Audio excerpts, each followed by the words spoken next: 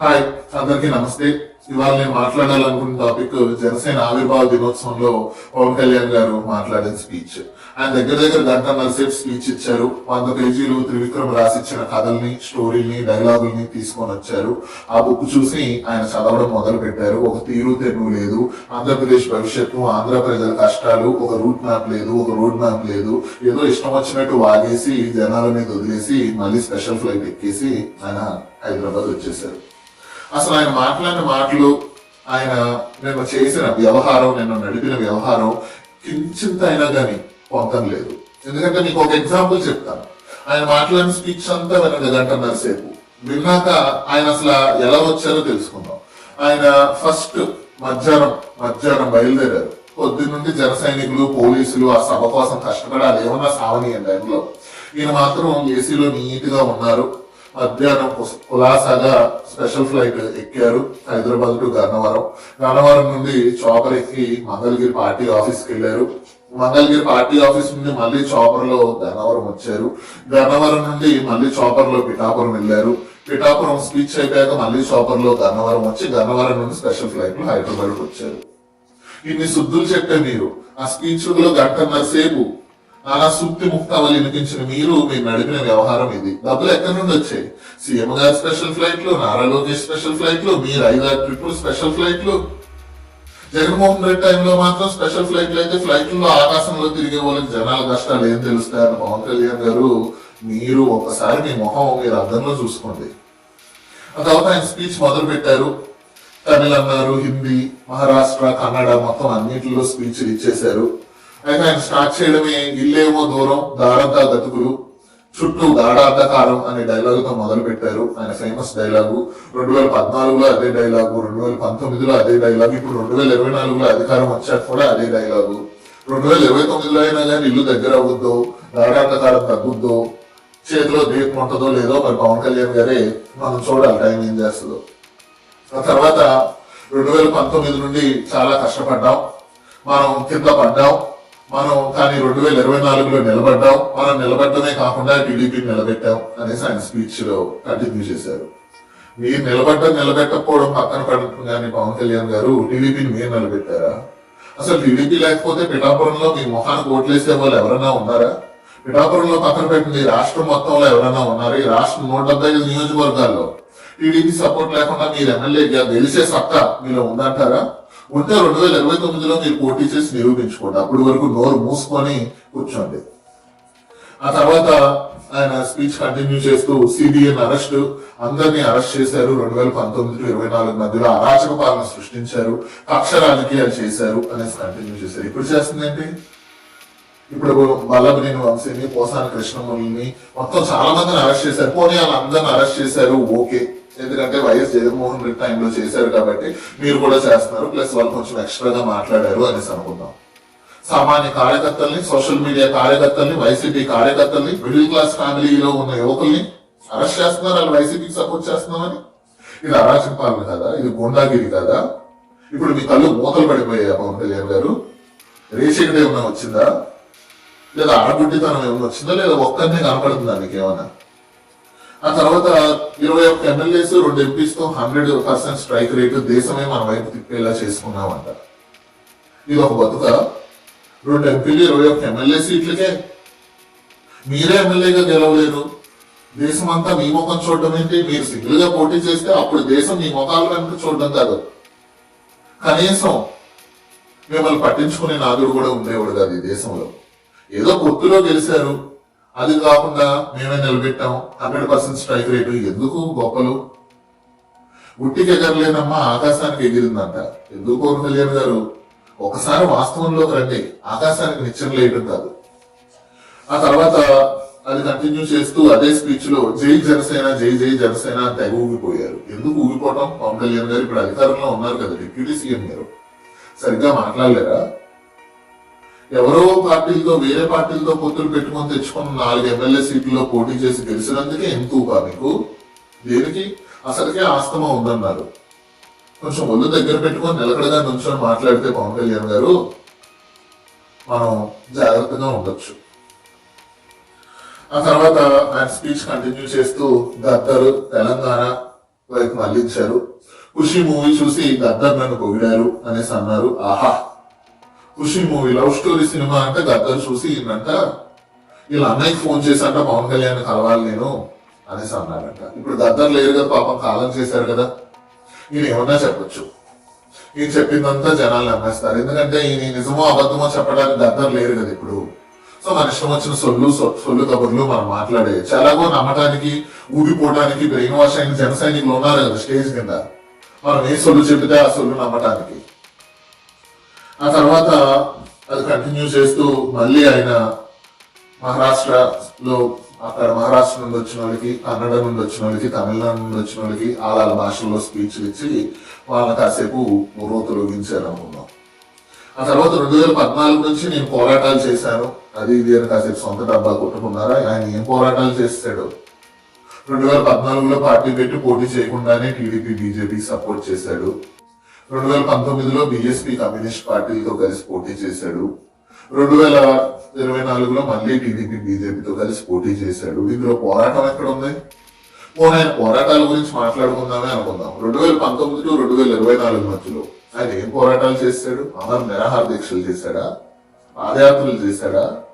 వేరే పార్టీలతో పొత్తులు పెట్టుకుని పోటీ చేయడం కూడా పోరాటమేనా? అసలు 2019 టు 2024 మధ్యలో ఆయన 100 రోజులన్నా ఆంధ్రప్రదేశ్ లో ఉన్నాడా?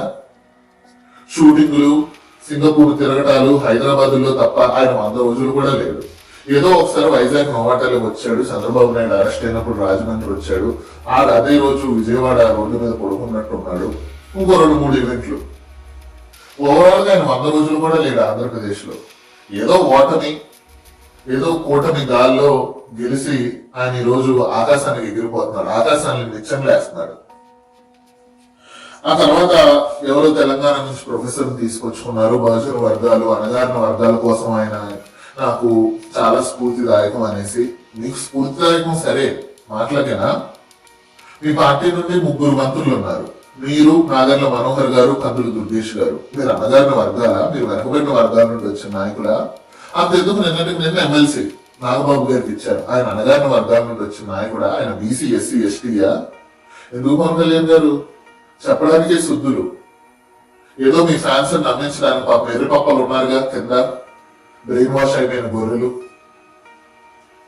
ఆ తర్వాత అందరు హీరో ఫ్యాన్స్ కి థ్యాంక్స్ అనేసి మొత్తం పవన్ కళ్యాణ్, మహేష్ బాబు గారి అభిమానులకి, ప్రభాస్ అభిమానులకి అనేసి ఓవర్ యాక్టింగ్ చేస్తారు. ఎందుకు? మీ ఫ్యాన్స్ అయిపోయారు, ఇప్పుడు వాళ్ళని కూడా బ్రెయిన్ వాష్ చేసేయాలి. ఆ తర్వాత 40 ఏళ్ళ రాజకీయ ఎక్స్పీరియన్స్ ఉన్న దార్శనికుడు, హైటెక్ సిటీ రూపకల్పన చేసిన మహానాయకుడు ఎన్సీబీఎన్, ఆ తర్వాత నారా లోకేష్ గారికి థ్యాంక్ యూ చెప్పారు. వీళ్ళందరికీ థ్యాంక్స్ చెప్పడం కాదు, పక్కన పెట్టింది ఆయన పవన్ కళ్యాణ్ గారు. మీ గెలుపుకు కారణమైన పిఠాపురం వర్మ గారికి మీరు థ్యాంక్స్ చెప్పారా? థ్యాంక్స్ చెప్పడం కాదు, ఆయన నా సభను తీసుకొచ్చి కాళ్ళు గడిగి ఆ నీళ్లు మీరు నెత్తి చల్లుకోవాలి పవన్ కళ్యాణ్ గారు. ఏ మాత్రం సిగ్గు శరమై ఉంటుండే. ఆ తర్వాత నేను అసలు 2014లో పార్టీ పెట్టింది ఎందుకంటే నా ఆలోచనలు నన్ను ఉండలేదు, రాష్ట్రం నాశనం అయిపోతుంది ఎలాగా, అందుకే నేను పార్టీ పెట్టాను అనేసి అన్నారు. ఎందుకు? అప్పుడు 40 ఏళ్ళ రాజకీయ ఎక్స్పీరియన్స్, హైటెక్ సిటీ రూపకల్పన కట్టిన నారా చంద్రబాబు నాయుడు గారు ఉన్నారుగా. అప్పుడు మీకు నమ్మకం లేదా? 2014లో చంద్రబాబు నాయుడు గారి మీద మీకు నమ్మకం లేదా? అందుకే మీరు పార్టీ పెట్టారా? మరి ఇప్పుడు ఎందుకు మళ్ళీ ఆయనతోనే కలిశారు? మొత్తందే మాట్లాడుతున్నారా? ఒక స్థిమితమైన మనస్తత్వం లేదా మీకు? రేఖ ఏంటి? ఆ తర్వాత మళ్ళీ మాటే శాశ్వతం, నేను అందుకే ఏం చూసినా గానీ ఆచితూచి మాట్లాడతాను, ఎందుకంటే 2 దశాబ్దాలైనా గానీ మాటలను ఉండిపోతాయనే సూక్తి ముక్తావని చెప్తారు. ఆహా, మీరు గనక మాట మీద నిలబడే మనిషి అయ్యా. వాలంటీర్లకు 10,000 ఇస్తామనేసి మొన్నే 9 నెలల క్రితమే అన్నారు. మీరు ఇచ్చారా? 10,000 ఇస్తున్నారా వాలంటీర్లకి? రాష్ట్రంలో ఉన్న 2.5 లక్షల మంది వాలంటీర్లు ఎవరైనా ఈ వీడియో చూస్తుంటే కింద కామెంట్ పెట్టండి, మీకు 10,000 జీతం వస్తే. ఆ తర్వాత చెగువేరా అంటారు, మదర్ తెరిసా అంటారు, భగవద్గీత అంటారు, భగత్ సింగ్ అంటారు. ఏమన్నా పొంతనుందా పవన్ కళ్యాణ్ గారు మీ స్పీచ్ లో? ఎట వెళ్తుంది అసలు? తెలంగాణ కృషి నుండి ఇప్పుడు భగత్ సింగ్, మదర్ తెరిసా, చెగువేరాకు వచ్చారు. ఆ తర్వాత ఏదో ఇంగ్లీష్ ఆర్టికల్ గురించి మాట్లాడారు. Pawan Kalyan changes is ideology అనేసి అది రాసింది, కానీ నేను అలా కాదు, భిన్నత్వంలో ఏకత్వం చూస్తాను, నేనే అందరినీ టెస్ట్ చేసి డెసిషన్ తీసుకున్నాను అంట. ఆహా, ఏమన్నా మాటలు మారుస్తున్నారా పవన్ కళ్యాణ్ గారు? మీ స్పీచ్ ముందే కొంతాల రామకృష్ణ గారు మీకు ఆస్కర్ ఇవ్వాలి, మీరు సినిమాల్లో ఉండుంటే మీకు ఆస్కర్ వచ్చేది అనేసి అన్నారు. పాపం కొంతాల రామకృష్ణ గారు బహుశా మీ స్పీచ్ విన్నాక ఆయన మనసులో మాట మారుంటుంది. ఏంటంటే మీకు సినిమాల్లో యాక్టింగ్ చేస్తే ఆస్కర్ వచ్చేది కాదు పవన్ కళ్యాణ్ గారు, ఈ స్పీచ్ ఆస్కర్ అకాడమీ అవార్డ్స్ పంపిస్తే మీకు ఖచ్చితంగా అకాడమీ అవార్డు వచ్చేది. అలా ఉంది మీ పర్ఫార్మెన్స్ ఈ స్పీచ్ లో. ఆ తర్వాత కాసేపు జగన్మోహన్ రెడ్డి మీద నిలిచారు. నేను నాన్న సీఎం కాదు, బాబాయిని హత్య చేయలేదు, 1000 కోట్లు సంపాదించుకోలేదు, ఆస్తి గొడవలు లేవు నాకు, అది ఇది అనేసి మాట్లాడారు. తెలుసు మీకు జగన్ మీద ఏడుపే మిమ్మల్ని ఈ స్థాయిలో నిలబెట్టింది. మీరు జగన్ లేకపోతే మీరు గుండుస్తున్నాయి రాష్ట్రంలో. ఆ తర్వాత 10 సంవత్సరాలు పార్టీ నిలబెట్టాను, ఆరోగ్యం పోయింది, చాలా కష్టపడ్డా, నా పిల్లలను కూడా నేను ఎత్తుకోలేని పరిస్థితుల్లో ఉన్నా అనేసి కాసేపు ఏడుకలు ఏడిశారు. ఎందుకు పెట్టారు మరి? పెట్టమన్నారా మిమ్మల్ని ఎవరన్నా 2014లో? రాష్ట్ర ప్రజలందరూ మీ ఇంటి ముందుకు వచ్చి మీరు పార్టీ పెట్టిన ధర్నా చేశారండి. పవన్ కళ్యాణ్ పార్టీ పెట్టాలి అనేసి ఎవరైనా పిటిషన్లు సైన్లు చేశారా? లక్షలాది మంది మీరు బయటకు రావాలనేసి ధర్నాలు చేశారా, ప్రార్థించారా? ఎందుకు పవన్ కళ్యాణ్ గారు? సొల్లు కబుర్లు. పవర్ హంగ్రీ లేదు నాకు, సైద్ధాంతిక బలమే అంట. ఏది సైద్ధాంతికం? ఒక సిద్ధాంతాలు ఉన్నాయా మీకు? మీ ముఖానికి మీకు ఉన్నదల్లా ఒకటే సిద్ధాంతం, పొత్తులు పెట్టుకొని గెలవాలి. పవర్ హంగ్రీ లేదు అన్నంత. పవర్ హంగ్రీ లేకుండానే మీరు పొత్తులు పెట్టుకున్నారా? పవర్ హంగ్రీ లేకుండానే మీరు ఇన్ని పొత్తులు మార్చారా? 2014లో పొత్తు, 2019లో పొత్తు, 2024లో పొత్తు. పవర్ హంగ్రీ లేకుండానే మీరు ఇవన్నీ చేస్తారంటే నేను నమ్మేయాలి. ఎందుకంటే మేము ఎరుపక్కలం కదా. 4 మీడియా ఛానల్ చెప్పే సొల్లు మాటలు బ్రెయిన్ వాష్ అయిపోయి గొర్రెల్లాగా మీరు చెప్పిన సొల్లు మాటలు నమ్మేసి మీ వెనకాల పరిగెత్తేయాలి. కులాలు మతాలు చూసి నేను రాజకీయం చేయను అంట. ఆహా, మీ కాషాయ బట్టల డ్రామా, మీ గుడిమెట్ల క్లీనింగ్ డ్రామా, మీ పిఠాపురం బాబా వేషాలు రాష్ట్ర ప్రజలు చూస్తున్నారు. పవన్ కళ్యాణ్ గారు కొంచెం జాగ్రత్తగా మాట్లాడండి. మాటే శాశ్వతం అన్నారు కదా మీరే. జాగ్రత్తగా మాట్లాడితే మీ మీద చొప్పులు పడవు. ఆ తర్వాత నేషనల్ ఇష్యూస్ కి ఆయన స్పీచ్ మళ్లించారు. డీలిమిటేషన్, 3 లాంగ్వేజెస్ అనేసి తమిళనాడు ముఖ్యమంత్రి స్టాలిన్ గారికి ఈయన క్లాస్ స్పీకర్ అనమాట. అసలు మీ స్థాయి ఏంటి పవన్ కళ్యాణ్ గారు? మీరెవరు అసలు? రాష్ట్రాన్ని దేశాన్ని విడదీసేయడానికి కొన్ని శక్తులు ట్రై చేస్తున్నాయనేసి తమిళనాడు సీఎం గారి వైపు ఆయన ఇష్టం వచ్చినట్టు మాట్లాడారు. వాళ్ళేమి ఈ దేశాన్ని విడదీసేయని అనలేదే, నాకు తమిళనాడు ప్రత్యేక రాష్ట్రం కావాలనేసి వాళ్ళేమి అడగట్లేదే. వాళ్ళు అడుగుతుంది హిందీ లాంగ్వేజ్ ని మా మీద రుద్దొద్దు, మమ్మల్ని చూస్ చేసుకోనివ్వండి అనేసి అడిగారు. డీలిమిటేషన్ ఎందుకు వద్దు అన్నారంటే వాళ్ళ రాష్ట్రంలో ఎంపీ స్థానాలు తగ్గిపోతాయి, అందుకనేసి వద్దు అన్నారు. అందుకనేసి వ్యతిరేకం, మా దాంట్లో ఎంపీ స్థానాలు తగ్గించొద్దు అనేసి. అంతేగాని దేశాన్ని విడదీసేయడానికి ఎవరు ట్రై చేయట్లేదు పవన్ కళ్యాణ్ గారు. ఎందుకు భూతద్దంలో చూపించి జనాల్ని మోసం చేయాలని చూస్తున్నారు మీరు? ప్రతి ఒక్కరు ప్రతి లాంగ్వేజ్ నేర్చుకుంటేనే మనం అందరం కలిసి ఉండగలం ఈ దేశంలో. అంటే ఇప్పుడు నేను తెలుగు నేర్చుకున్నాను, నేను తెలుగులో మాట్లాడుతున్నాను, నేను ఏదైనా కంపెనీకి ఇంటర్వ్యూకి వెళ్ళి తెలుగులో అడుగుతారే నన్ను ప్రశ్నలు? ఇంగ్లీష్లోనే కదా. వాళ్ళు తమిళ, ఇంగ్లీషు, వేరే భాష వాళ్ళ ఇష్టంగా మేము నేర్చుకోవాలనుకుంటే నేర్చుకుంటాం, లేకపోతే నేర్చుకోం హిందీ అంటున్నారు. మీకేంటి వచ్చింది నొప్పి? ఆ తర్వాత 2047 విజన్, వికసిత్ భారత్, నరేంద్ర మోడీ గారి ఇది మీద నేను నిలబడతాను, 2047 కోసమే నేను కృషి చేస్తాను అంట. ముందు ఇప్పుడు మీరు రాష్ట్ర దీని గురించి, ఇప్పుడున్న ప్రజల కష్టాల గురించి మాట్లాడండి. మెగా డిఎస్సి గురించి మాట్లాడండి. 2047లో ఎవడుంటాడో ఎవరు లేడో అప్పుడు చూద్దాం. కానీ ఓవరాల్ గా పవన్ కళ్యాణ్ గారు మీ స్పీచ్ ఇంకోటి పనికిమాలిన వాళ్ళు రానివ్వకూడదు, అది ఇది అనేసి మాట్లాడారు. మీకంటే పెద్ద పనికిమాలినోడే ఎవడున్నాడు ఈ రాష్ట్రం రాజకీయాల్లో, ఈ దేశ రాజకీయాల్లో? పూటకో మాట, రోజుకో వేషం. ఇంతకంటే దిగజారుడు రాజకీయం చేసే రాజకీయ నాయకుడు ఈ దేశంలోనే లేడు. ఆ తర్వాత ఓల్డ్ సిటీ అన్నారు, సనాతన ధర్మం అన్నారు, బతుకమ్మ అన్నారు, పాకిస్తాన్ అన్నారు, బలూచిస్తాన్ అన్నారు. నిజంగా ఆ స్పీచ్ ని నేను రాసుకున్నాను బుక్ లో, 3 పేజీలు అయ్యింది, ఇంకా సరిపోలేదు. నేను సరిగ్గా మాట్లాడలేకపోతున్నాను. Confused state. ఓవరాల్ గా ఇటువంటి రాజకీయ నాయకులు పవన్ కళ్యాణ్ రాజకీయం నేను రాష్ట్రంలో ఉన్న తల్లులు తండ్రులు తాతలు అవ్వలకు చెప్తున్నాను, మీ పిల్లల్ని మీరు కాపాడుకోండి. ఇటువంటి దుష్ట రాజకీయం చేసే రాజకీయ నాయకుడు, ఇటువంటి కన్ఫ్యూజింగ్ స్టేట్ లో మనస్తత్వం మైండ్ సెట్ ఉన్న రాజకీయ నాయకుడు, ఒక వయలెన్స్ ఎమోషన్స్ తో రాజకీయం చేసే రాజకీయ నాయకుడు, ఒక కన్సిస్టెన్సీ లేని రాజకీయ నాయకుడు రాష్ట్రానికే ప్రమాదకరం. ఎంత ప్రమాదకరం ఏంటంటే ఆయన స్పీచ్లు 4 మీడియా ఛానళ్లు 2 న్యూస్ పేపర్లలో గొప్పగా చూపించి మీ పిల్లల్ని బ్రెయిన్ వాష్ చేసి ఆయన వెనకాల పరిగెత్తేలా చేస్తున్నారు. మీ పిల్లల్ని మీరు కాపాడుకోవాలి. ఇంత దుష్ట రాజకీయం, ఇంత దుర్మార్గపు రాజకీయం, ఇంత నీతి లేని రాజకీయం, ఇంత మతోన్మాద రాజకీయం, ఇంత కులపిచ్చి రాజకీయం చేసే రాజకీయ నాయకుడు ఈ దేశంలోనే లేడు. ఆంధ్ర ప్రజలు ఆ పిల్లల్ని కాపాడుకొని పవన్ కళ్యాణ్ ఇంత నిలకలేని మనిషి రేపు సీఎం అయితే మన రాష్ట్రాన్ని ఏం చేస్తాడు? ఆయన దగ్గర గంటన్నర స్పీచ్ లో ఆంధ్రప్రదేశ్ గురించి ఆయన మాట్లాడింది ఒక్క మాట అయినా ఉందా? ఒక్క మాట.